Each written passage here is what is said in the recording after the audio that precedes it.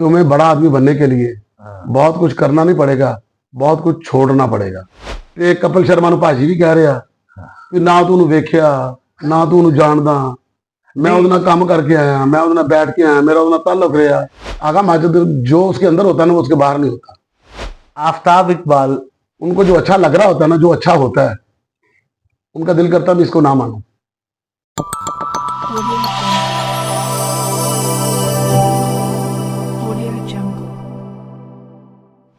अस्सलाम वालेकुम जी, मैं हूं असद कैफी और आप देख रहे हैं कैफीज़म। ख़वातीन और हज़रात, आज के जो मेरे गेस्ट हैं वो एक ऐसी पर्सनैलिटी है कि पिछले 25 साल में अगर आप देखें, स्टेज पे बहुत से फनकार आए, बहुत से फनकार गए, मगर ये जो है ये एक स्टार मेकर है। इन्होंने जिसको कहा कि भाई ये स्टार बनेगा तो वो स्टार बना, और मैक्सिमम लोग जो हैं वो उनको उस्ताद मानते हैं। मैं भी उस्ताद मानता हूँ, और मेरे लिए बड़े एजाज़ की बात है कि मैंने इनके साथ स्क्रीन पे शेयर किया हुआ है, इनके साथ काम किया हुआ है।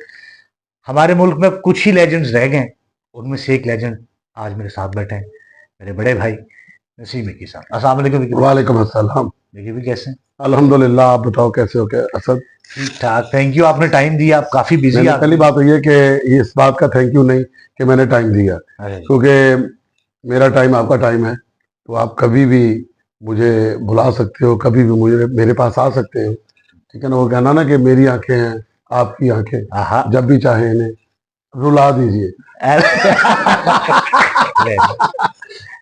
Thank you. दूसरी बात ये आपने कही है कि जी ये लेजेंड है, अभी मैं लेजेंड नहीं हूँ, तो मैं अभी स्टूडेंट हूँ, अभी तो कुछ नहीं किया, बहुत कुछ करने वाला है। अभी तो वो कुछ नहीं किया जो मुझे करना चाहिए था, अभी तो वो बहुत कुछ समझ नहीं आ रहा जो कुछ होना बाकी है। और फिर रही स्टार मेकर की बात, वो भी ऐसी कोई बात नहीं है। दुआ करता हूँ सबके लिए कि अल्लाह ताला मेरे साथ जुड़े हुए जितने भी लोग हैं उनको अल्लाह कामयाबियां दे। ये तो खैर आपने बड़ी आजिज़ाना सी आपने एक बात कर, बड़ा आजिज़ाना चाहिए, आप बहुत होनी ही चाहिए। आपने इसको ज्यादा ही दिल पे लगा लिया। बाकी स्टार मेकर और आपने काफी स्टार्स बनाए, हमें पता है और ऑडियंस को भी पता है। अच्छा विकी अच्छा, जूनियर भी है, बच्चा भी है और तड़ी भी लगाता साहब। ये तो आपने गलत बात की है। अच्छा विकी भाई, आपने इतने लोगों के साथ काम किया, इतना इतना अच्छा काम किया, बहुत से आपके बाद जो जूनियर्स है वो आपके बारे में बड़ी बड़ी बातें भी करते रहे, आपने उसको बड़ा बर्दाश्त भी करते हैं। जैसे लास्ट टाइम कुछ अर्सा पहले की बात है, बब्बू राणा के बारे में बड़ी बात हुई, बब्बू राणा ने आपके बारे में बहुत कुछ कहा कि जी मुझे काम नहीं करने दिया जाता। तो इसको आप कैसे बर्दाश्त करते हैं, कैसे लेते हैं इसको आप? पहली बात तो यह है कि बब्बू राणा वो खुद भी इस बात को मानता है, छोटा भाई है, बच्चों की तरह, मैं हमेशा बच्चों की तरह ही लेता हूँ। तो हर बंदे की बारी आती है, उसने आना होता है। ठीक है? जो इस फील्ड से, इस काम से रिलेटेड बंदा है, उसको ये काम करना है। और हर बंदे की अपनी अपनी खुशबू होती है, हर बंदे ने अपने अपने हिस्से का जी के जाना है, हर बंदे ने अपने अपने हिस्से का काम करके जाना है। क्या बात। ठीक है? अब उसके अंदर रह के अगर आप किसी के ऊपर तनकीद करते हो, किसी को निशाना बनाते हो, तो वो आपकी नेगेटिविटी में चला जाता है। नेगेटिविटी आपको कभी ऊपर नहीं जाने देती, वो चाहे मैं करूं, चाहे आप करो, कहीं या कोई और करे। बाज़ औक़ात बंदा भोलेपन में करता है, उस चीज की समझ नहीं होती। बाज़ बंदे तेजी में करते हैं कि फटाफट मैं रौंदता हुआ निकल जाऊं। कुछ लोग बिल्कुल पैशन, बिल्कुल बर्दाश्त के साथ, पेशेंस के साथ चलते हैं कि कोई नहीं, मैं अपनी मंजिलें तय कर लूंगा। कुछ लोगों के दिल में यह होता है कि मुझे जितना मिलना उतना ही मिलना है, मैं जितना हूं। कुछ लोग ऐसे होते हैं जो इतने नहीं होते, उनको बहुत ज्यादा मिल जाता है। अल्लाह ताला के अपने असूल हैं, उसके अपने रूल्स हैं कि किसको कब क्या कहाँ क्या मिलना है। अभी पिछले दिन जो आपने बात की है वो बब्बू राणा के हवाले से, वो बब्बू राणा ने तो इतनी खैर बात नहीं की, वो एक पसे पर्दा बात थी। उसके बाद वो कोई एक अनजान सा बंदा है बेचारा, उसके बाद फिर मैंने उसका कभी कोई पॉडकास्ट भी नहीं देखा, वो खुद से बना के खुद ही देखता है। अब हर बंदा पॉडकास्ट कर रहा है। हाँ, हर बंदा नहीं, वो अकेला ही बैठा, उसकी आवाज में जाला सा था, वो करके वो बेचारा बोला था। और सर ये भी कह रहा था कि विक्की भाई आपको ये एपिसोड नहीं देखना चाहिए। मैं कही यार पता नहीं पिस्तौल लेके बैठा है, मैं खौफ जावांगा, इनको खौफ खा जाऊंगा, क्योंकि भाई ने पता नहीं बड़िया सख्त गल्लां कहती ने, सरकार को बड़ा नॉलेज आ गया, ये तो मुर्शद जिन्होंने थापी लाते ने, मतलब आप ही अपने आप शाह भी कह रहे हो। ठीक है? ते आप ही फैसले भी कर रहे हैं, हाँ। आप ही सवाल थे, आप ही जवाब थे, आवाज से एक डर भी है, ठीक है, किसी का मुलाजम भी है बेचारा, हाँ। ठीक है, जी। बोलो 70,000 मतलब मुंह ਦੇ ਕੰਮ ਸਨ ਕਿ ਇਸ ਤੋਂ ਬਾਅਦ ਮੈਂ ਕਿਧਰ ਜਾਣਾ ਵੀ ਹੈ ਤੇ ਨਾਲ ਗੱਲ ਵੀ ਕਰ ਰਿਹਾ ਹੋ।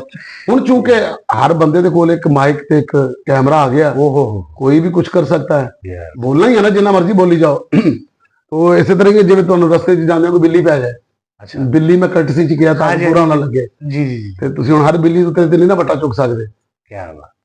ਉਹ ਮੈਂ ਤੁਹਾਡੇ ਬੜੇ ਪ੍ਰੋਗਰਾਮ ਦੇਖੇ ਭਾਵੇਂ ਤੁਸੀਂ ਕਾਮੇਡੀ ਨਾਈਟ ਕਪਲ ਕੀਤਾ, ਸਵਾਏ ਇੱਕ ਹਨੀ ਸਿੰਘ ਦੇ ਪ੍ਰੋਗਰਾਮ ਤੋਂ ਤੁਹਾਡਾ ਪ੍ਰੋਗਰਾਮ ਮੈਨੂੰ ਕੋਈ ਅੱਛਾ ਨਹੀਂ ਲੱਗਾ, ਤੇ ਕਪਲ ਸ਼ਰਮਾ ਨੂੰ ਭਾਜੀ ਵੀ ਕਹਿ ਰਿਹਾ ਕਿ ਨਾ ਤੂੰ ਉਹਨੂੰ ਵੇਖਿਆ ਨਾ ਤੂੰ ਉਹਨੂੰ ਜਾਣਦਾ, ਮੈਂ ਉਹਦੇ ਨਾਲ ਕੰਮ ਕਰਕੇ ਆਇਆ, ਮੈਂ ਉਹਦੇ ਨਾਲ ਬੈਠ ਕੇ ਆਇਆ, ਮੇਰਾ ਉਹਦੇ ਨਾਲ ਤਾਲੁਕ ਰਿਹਾ, ਮੈਂ ਉਹਦੇ ਨਾਲ ਪਤਾ ਨਹੀਂ ਕੀ ਆਪਣਾ ਪਲਾਨ ਕੀਤੇ, ਕਿਸ ਤਰ੍ਹਾਂ ਸਾਡਾ ਦਿਨ ਗੁਜ਼ਰਿਆ, ਕਿਸ ਤਰ੍ਹਾਂ ਸਾਡੀ ਰਾਤ ਗੁਜ਼ਰੀ, ਤੇ ਤੂੰ ਮੈਨੂੰ ਮਾਈਨਸ ਕਰ ਰਿਹਾ, ਤੇ ਤੂੰ ਸਕਰੀਨ ਦੇ ਉੱਤੇ ਵੇਖ ਕੇ ਤੂੰ ਭਾਜੀ ਬਣਾ ਲਿਆ, ਤੇ ਮੈਨੂੰ ਤੂੰ ਪਰੇ ਕਰੀ ਜਾ ਰਿਹਾ। और फिर हम पाकिस्तानी भी हैं, हम मतलब पाकिस्तानी अगर हम पाकिस्तानी तो हमें अपने आर्टिस्ट को थोड़ा सा एलिवेट करना चाहिए। ठीक है, ये तो खैर चलता है, विकी भी आपको बेहतर बेटा पता है। बातें करके नहीं, कुछ करके दिखाना पड़ेगा। हाँ, ऐसे ही। अच्छा विकी भाई, आपने एक शो कपिल का शो तो किया है, इसके बारे में आपसे बिल्कुल नहीं पूछूंगा कि आपने लिखा था, वो मुझे पता है, वो सबको पता है कि वो नहीं, आपने- नाम ने लिखा है, नाम ने वो किया है, नाम है उसमें आया हूँ, ठीक है, वो मेरी एक ऐसी बात हो गई है हाँ, नहीं जिससे मैं खौफ खाने लग गया हूँ, नहीं वो हमने क्योंकि मुझे इस बात का अंदाजा है कि अगर मैंने वो नहीं किया, अगर मैंने किया है उसके बाद फिर मुझे कुछ ना कुछ करना पड़ता है। आप केटू की पहाड़ी सर कर लें, जी। पहाड़ी के ऊपर चढ़ जाए, ठीक है, आपने झंडा लगा लिया, अब फिर आपको उतर के आना है, वाह, फिर आपको नए सिर से जाना है, वो तो आपने सर कर लिया, क्या? मैंने नहीं किया। उन लोगों के दरमियान बहुत सारी गलतफहमियां फैला दी कि वो मतलब मेरे बारे में कुछ ऐसा सोचने पर शायद मजबूर हो गए कि विक्की भाजी वाकई बदल उधर जाकर कोई ऐसी बातें करते हैं। मैंने किसी इंटरव्यू में ये नहीं कहा कि मैंने सिखाया है, मैंने बनाया है, मैं शो का हिस्सा था, अगर मैं शो का हिस्सा था, उसमें काम कर रहा था, तो पार्टिसिपेट भी करता हूँ, हर तरह का करता हूँ। अगर मैंने किसी को मान जोर पे ये बात कह दी अपना क्रेडिट लेने के लिए, तो भाई आप 8-10 लोगों को क्यों गुस्सा लग रहा है? बाकी दुनिया तो पूरा अप्रिशिएट कर रही है।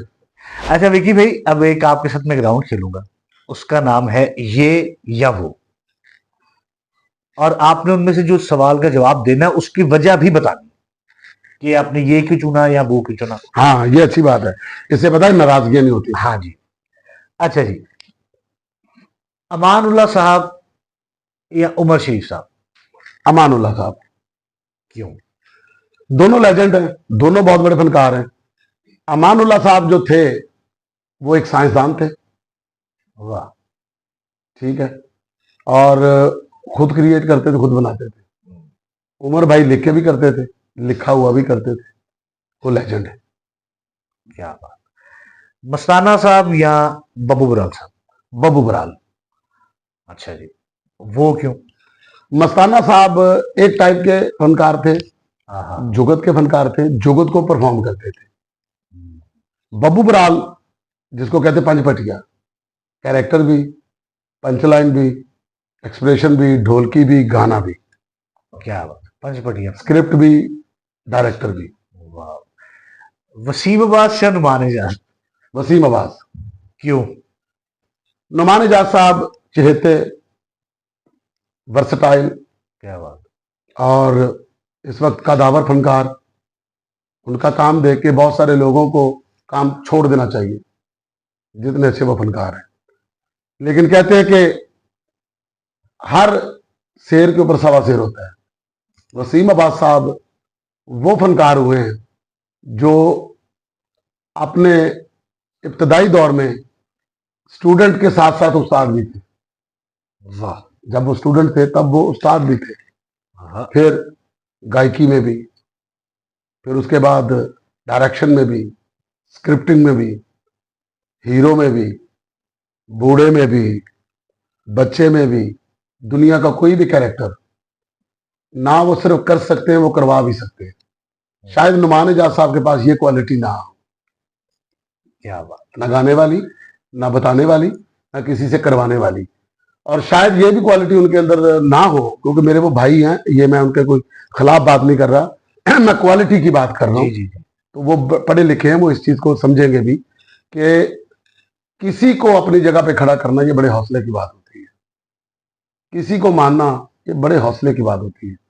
ये वसीम भाई के अंदर है। उन्होंने बहुत सौ को चांस दिया, बहुत सौ को बनाया, उनमें एक मैं भी शामिल हूँ।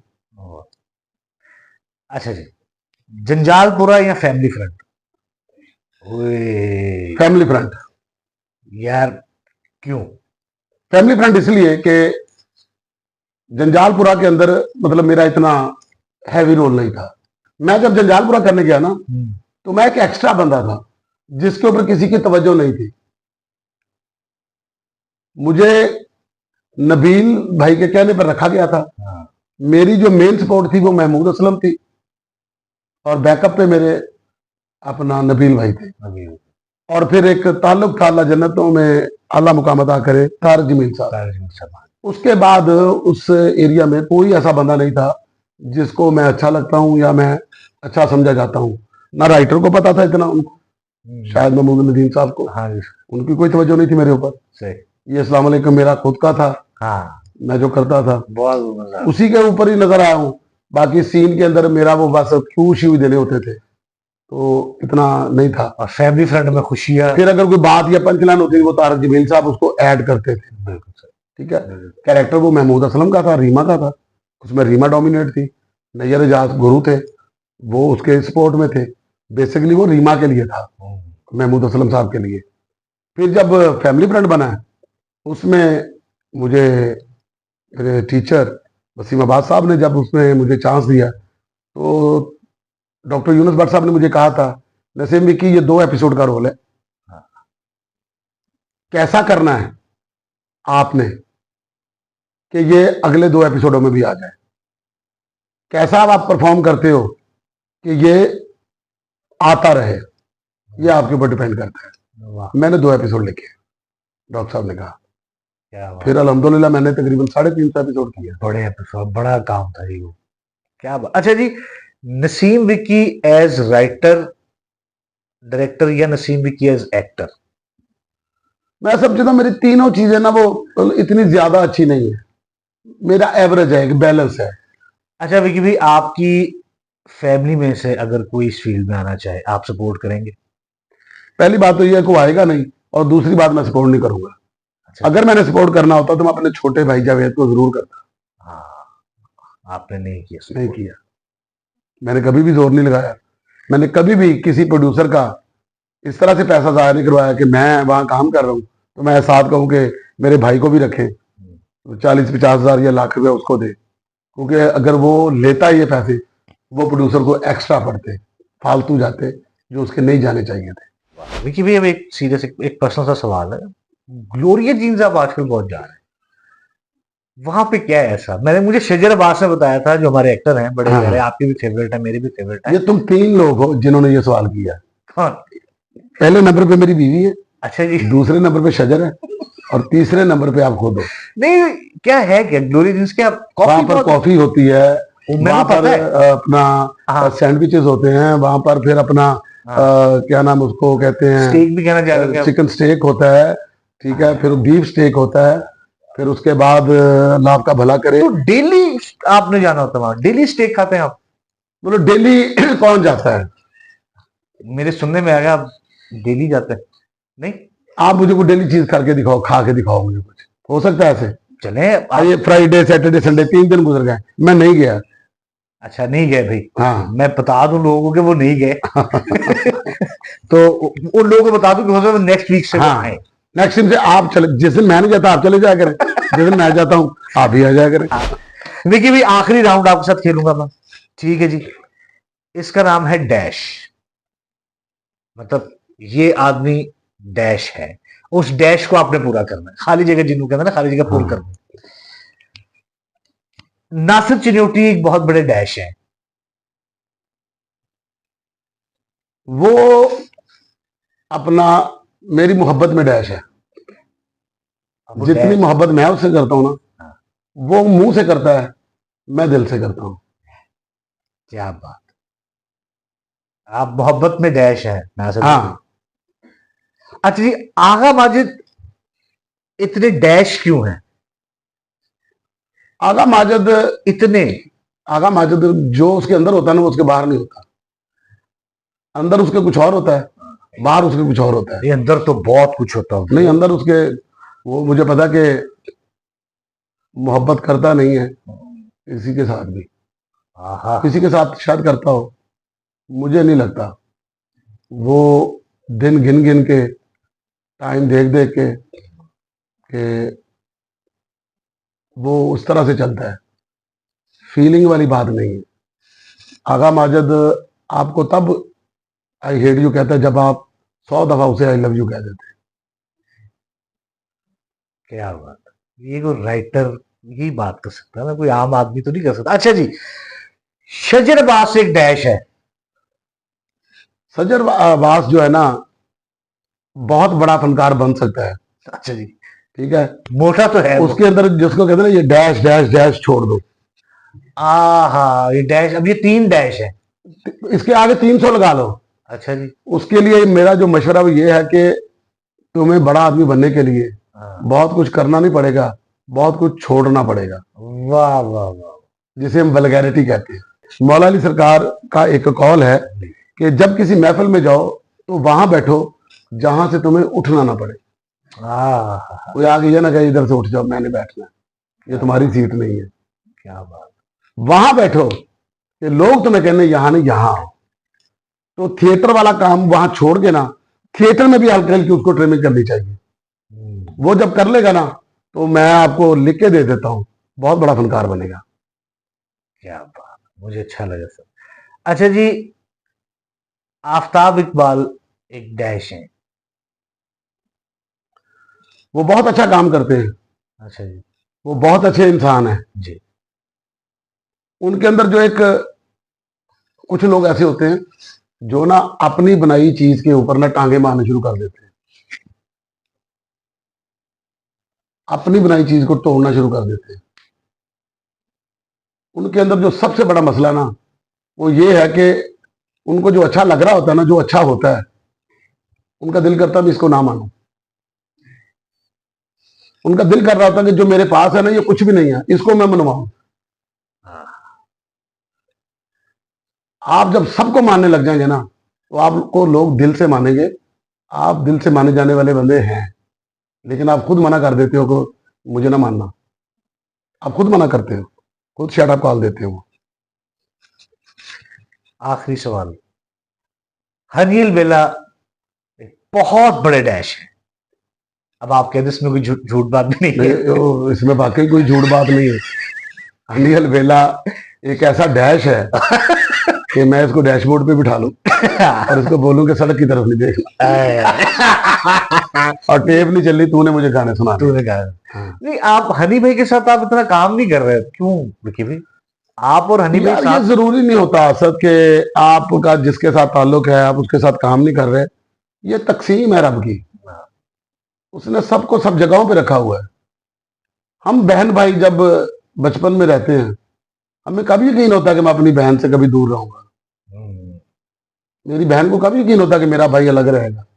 फिर एक वक्त आता है कि आप अपनी बहन के बगैर भी रहते हैं, आपकी बहन आपके बगैर रहती है, आप अपनी माँ के बगैर भी रहते हैं, आप अपने बाप के बगैर भी रहते हैं। तो ये तो दुनिया की तकसीम है। अजब है जिंदगी के रास्ते, न जाने कौन कहाँ रास्ता बदल जाए। Thank you so much Vicky भाई, आपने टाइम दिया, बड़ी मेहरबानी आपकी। आप क्योंकि बिजी हैं, आपका टीवी भी कर रहे हैं, स्टेज भी कर रहे हैं, तो बहुत बहुत शुक्रिया। और आपको मैं गाए बगाए तंग भी करता रहूंगा, ये मैं आपको पहले बता मैं दूं। हाजिर। और आपने प्लीज एक दफा कह देना कि मेरे चैनल को सब्सक्राइब करें, जी लाइक कर लो। जी, अस्सलाम वालेकुम, मैं नसीम विकी हूँ। असद कैफी का ये जो चैनल है, इसे लाइक कीजिए, शेयर कीजिए, सब्सक्राइब कीजिए, जुड़ जाइए इसके साथ। यहाँ आपको बहुत मजे आएंगे, आ रहे होंगे और आते रहेंगे। तो इस चैनल के आइकॉन बेल को जो कहते हैं कि बेल आइकॉन का जो बटन है, उसको जरूर दबा दीजिएगा, ताकि आपको इनकी बर वक्त वो वीडियो पहुंचती रहे। ये मैंने बहुत सुना हुआ ना, मैं कहता नहीं, वो जो हकीम होते हैं वो कहते होते हैं। बहुत शुक्रिया विकी भाई, ये था जी आज का इंटरव्यू, क्या बातचीत थी। अपना बहुत ख्याल रखिएगा, और वो सब लोग जो विकी भाई का वेट कर रहे हैं, next week Gloria Jeans Vicky भाई आ रहे हैं। थैंक यू, अल्लाह हाफिज।